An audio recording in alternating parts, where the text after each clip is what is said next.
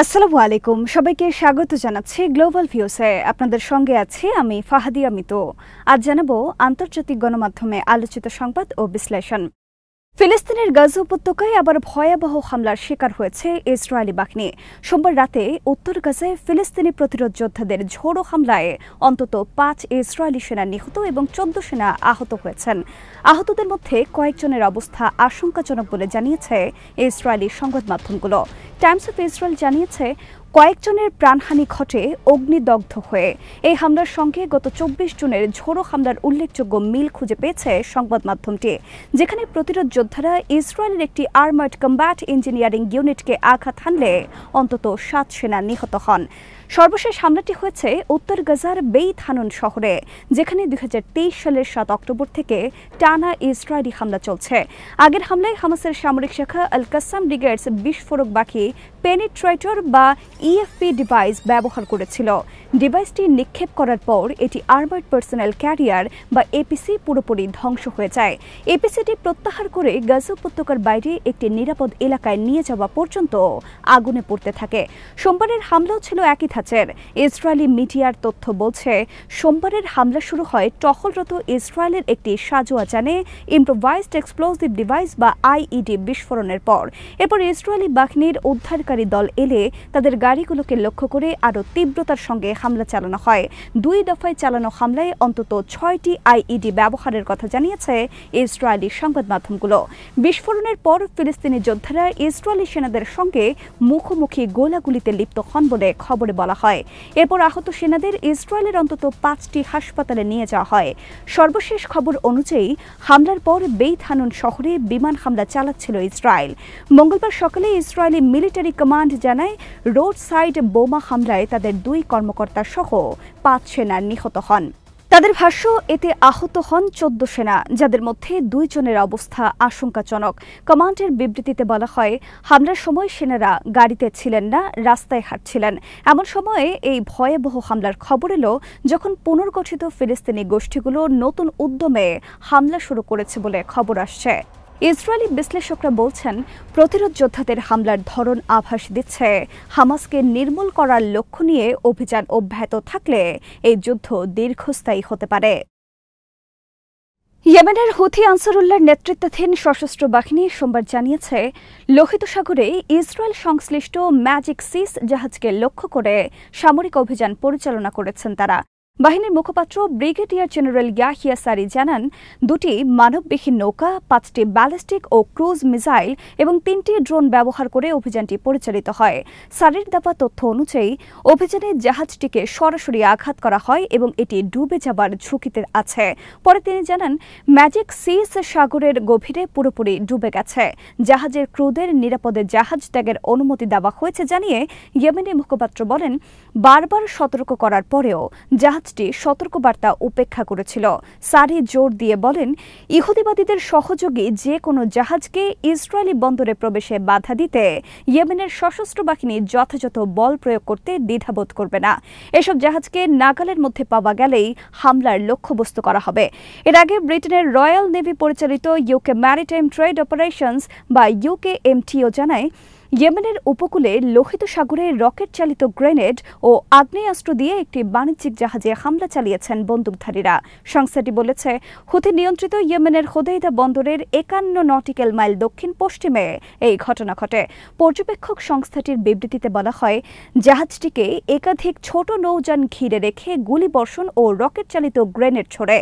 Britain ভিত্তিক নিরাপত্তা সংস্থা অ্যাম্বে জানায়, ৮টি ছোট নৌকা একসঙ্গে জাহাজটির দিকে এগিয়ে এসে প্রথমে ছোট অস্ত্র এবং পরে রকেট চালিত গ্রেনেড দিয়ে হামলা চালায়। জাহাজটি লোহিত সাগরের উত্তর দিকে যাচ্ছিল। হুথিরা জানিয়েছেন, সাহসী ফিলিস্তিনি জনগণ এবং তাদের প্রতিরোধ সংগ্রামকে সংহতি জানিয়ে এই হামলা পরিচালিত হয়। যতদিন গাজা উপত্যকায় ইসরায়েলি হামলা চলবে, ততদিন তারা ইসরায়েলের বিরুদ্ধে হামলা চালিয়ে যাবেন। ইরানের ইসলামী বিপ্লবী গার্ড বাহিনী বা আইআরজিসির উপদেষ্টা মেজর জেনারেল ইব্রাহিম জাব্বারি বলেছেন, ইরান যদি প্রতিদিন ইসরায়েলে হামলা চালায় এবং তা আগামী 2 বছর অব্যাহত থাকে, তারপরেও তাদের ক্ষেপণাস্ত্র ও অন্যান্য অস্ত্রের মজুদ শেষ হবে না। তিনি বলেন, যুদ্ধ শেষ হয়ে যাওয়ার পরেও ইরানের সশস্ত্র বাহিনী প্রস্তুতির সর্বোচ্চ পর্যায়ে রয়েছে। ইব্রাহিম জাব্বারি ইরানের আধা সরকারি বার্তা সংস্থা মেহের নিউজকে সোমবার বলেন, ইসরায়েলের ওপর প্রতিদিন হামলা চালানোর মতো পর্যাপ্ত সামরিক সক্ষমতা এখনও ইরানের রয়েছে। তিনি বলেন, আমাদের সশস্ত্র বাহিনীর প্রস্তুতি সর্বোচ্চ অবস্থায় রয়েছে। আমাদের অস্ত্রাগার, ভূগর্ভস্থ ক্ষেপণাস্ত্র ঘাঁটি এবং অন্যান্য সামরিক স্থাপনাগুলো বেশ বিস্তৃত। এখনও আমরা আমাদের প্রতিরক্ষা সক্ষমতা ও কার্যকর ক্ষেপণাস্ত্রগুলোর বেশিরভাগই প্রদর্শন করিনি। তিনি আরও বলেন, ইসরায়েল এবং যুক্তরাষ্ট্রের সঙ্গে যদি যুদ্ধ শুরু হয়, তারপরেও আমাদের ঘাঁটিগুলো শেষ হবে না। এমনকি আমরা যদি প্রতিদিন ইসরায়েলের দিকে ক্ষেপণাস্ত্র নিক্ষেপ করি এবং তা 2 বছর পর্যন্ত অব্যাহত রাখি, তাতেও আমাদের মজুদ শেষ হবে না। এদিকে একই ধরনের বক্তব্য দিয়েছেন ইরানের সর্বোচ্চ নেতা আয়াতুল্লাহ আলী খামেনির শীর্ষ সামরিক উপদেষ্টা মেজর জেনারেল ইয়াহিয়া রহিম সাফাবি। মেহের নিউজকে সাফাবি বলেন, ইহুদিবাদীরা জানে যে আমাদের কিছু বাহিনী যেমন নৌবাহিনী এবং কুদস ফোর্স এখনও যুদ্ধে নামেনি, এমনকি সেনাবাহিনীও পুরোপুরি যুদ্ধে অংশ নেয়নি। তিনি বলেন, এ পর্যন্ত আমরা কয়েক হাজার ক্ষেপণাস্ত্র ও ড্রোন তৈরি করেছি এবং সেগুলো নিরাপদ স্থানে রয়েছে। ইরানের প্রেসিডেন্ট মাসুদ পেজেশকিয়ান বলেছেন, ইসরায়েল মধ্যপ্রাচ্যে একটি অন্তহীন যুদ্ধ চালিয়ে যেতে চায় এবং সেই যুদ্ধে যুক্তরাষ্ট্রকে সম্পৃক্ত করতে চায়। যুক্তরাষ্ট্রের ডানপন্থী রাজনৈতিক ভাষ্যকার টাকার কার্লসনের দেওয়া এক ভার্চুয়াল সাক্ষাৎকারে এই মন্তব্য করেন তিনি। এটি ছিল পেজেশকিয়ানের প্রথম আন্তর্জাতিক সাক্ষাৎকার, যেখানে তিনি বলেন, নেতানিয়াহুর নিজস্ব রাজনৈতিক এজেন্ডা রয়েছে। এই হীন উদ্দেশ্য তিনি যুক্তরাষ্ট্রকে অন্তহীন যুদ্ধে টেনে নিতে চান, যা গোটা অঞ্চলে অস্থিরতা বাড়াবে। সোমবার ইরান ইন্টারন্যাশনাল জানিয়েছে, ইরানের প্রেসিডেন্ট তার বক্তব্যে নিজেকে একজন পরিমিতিবাদী মানুষ হিসেবে তুলে ধরেন। সম্প্রতি ইরানের 2 শীর্ষ ধর্মীয় নেতা মার্কিন প্রেসিডেন্টকে হত্যার ফতোয়া দিয়েছেন বলে অভিযোগ উঠেছে। এর জবাবে পেজেশকিয়ান বলেন, আমার জানামতে কারো বিরুদ্ধে, এমনকি ট্রাম্পের বিরুদ্ধেও কোনো ফতোয়া জারি করা হয়নি। ফতোয়াগুলোতে ধর্ম অবমাননার বিরুদ্ধে নীতিগত অবস্থান প্রকাশিত হয়েছে। এটি ব্যক্তিগত হত্যার নির্দেশ নয়। পারমাণবিক ইস্যুতে পেজেশকিয়ান বলেন, আমরা কখনো পারমাণবিক বোমা তৈরির চেষ্টা করিনি, করছি না, করবও না। এটি আমাদের ধর্মীয় মূল্যবোধের পরিপন্থী। তিনি বলেন, যুক্তরাষ্ট্রের সঙ্গে আমাদের আলোচনা চলছিল, কিন্তু ইসরায়েলের হামলা সবকিছু পণ্ড করে দিয়েছে। আমরা আলোচনায় ফিরতে ইচ্ছুক, কিন্তু কিভাবে নিশ্চিত হব যে আলোচনার মাঝপথে আবার হামলা হবে না? পেজেশকিয়ান দাবি করেন, ইসরায়েল তাকেও হত্যার চেষ্টা করেছিল। তিনি যুক্তরাষ্ট্রের প্রতি আহ্বান জানান, তারা যেন নেতানিয়াহুর যুদ্ধনীতির ফাঁদে পা না দেন। এদিকে মার্কিন সংবাদ মাধ্যম এক্সিওসের সূত্র মতে, যুক্তরাষ্ট্রের প্রতিনিধি স্টিভ উইটকফ এবং ইরানের পররাষ্ট্রমন্ত্রী আব্বাস আরাকচি আগামী সপ্তাহে নরওয়ের রাজধানী অসলোতে বৈঠকে বসতে পারেন। এটি হবে গত মাসে ইরানের পারমাণবিক স্থাপনায় মার্কিন হামলার পর 2 দেশের প্রথম প্রত্যক্ষ আলোচনা। ব্রাজিলের রিও ডি জেনেরিওতে উদীয়মান অর্থনৈতিক শক্তির দেশগুলোর জোট ব্রিক্সের 2 দিনব্যাপী সম্মেলনে ফিলিস্তিনের গাজায় শর্তহীন যুদ্ধবিরতির আহ্বান জানানো হয়েছে। একই সঙ্গে তারা স্বাধীন ফিলিস্তিন রাষ্ট্র গঠনের প্রতি জোরালো সমর্থন পুনর্ব্যক্ত করেছেন। ইরানে ইসরায়েল ও যুক্তরাষ্ট্রের হামলার নিন্দায়ও সরব হয়েছে 11 দেশের এই জোট। সোমবার ছিল সম্মেলনের শেষ দিন।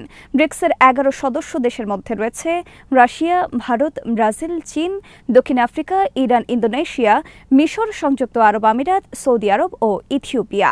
এই দেশগুলোতে বিশ্বের প্রায় অর্ধেক মানুষ বসবাস করে এবং বৈশ্বিক উৎপাদনে 40% বেশি অবদান রাখে। ব্রিক্সের বিবৃতিতে বলা হয়, গাজায় দ্রুত এবং স্থায়ী ও শর্তহীন একটি যুদ্ধবিরতির জন্য সব পক্ষকে সদিচ্ছার সঙ্গে আরও আলোচনার আহ্বান জানাচ্ছে সদস্য দেশগুলো। একই সঙ্গে গাজা এবং ফিলিস্তিনের সব এলাকা থেকে ইসরায়েলি সেনা প্রত্যাহারের আহ্বান জানানো হচ্ছে। বিবৃতিতে বলা হয়, গাজা ও পশ্চিম তীর ফিলিস্তিন রাষ্ট্রের অবিচ্ছেদ্য অংশ, যার রাজধানী হবে পূর্ব জেরুজালেম। সম্মেলনে ইরানের প্রতি প্রতীকী সমর্থন জানিয়ে ইসরায়েল ও যুক্তরাষ্ট্রের সাম্প্রতিক সামরিক হামলার নিন্দাও জানানো হয়। জোটের নেতারা এই হামলাকে আন্তর্জাতিক আইনের সুস্পষ্ট লঙ্ঘন উল্লেখ করে এর তীব্র নিন্দা জানান। 13 জন ইরানে হঠাৎ হামলা চালায় ইসরায়েল। এরপর থেকে টানা 12 দিন 2 দেশের মধ্যে পাল্টাপাল্টি হামলা চলে। পরে 21 জন রাতে ইরানের 3টি পরমাণু স্থাপনায় হামলা চালায় যুক্তরাষ্ট্র। এর 2 দিন বাদে ইরান ও ইসরায়েলের মধ্যে যুদ্ধবিরতি হয়। আজ এখানে শেষ করছি। সবাই ভালো থাকুন, সুস্থ থাকুন আর দেখতে থাকুন বিডি ভিউজ। চ্যানেলটি ভালো লাগলে সাবস্ক্রাইব করুন, সংযুক্ত থাকুন আমাদের ফেসবুক পেজে। আল্লাহ হাফেজ।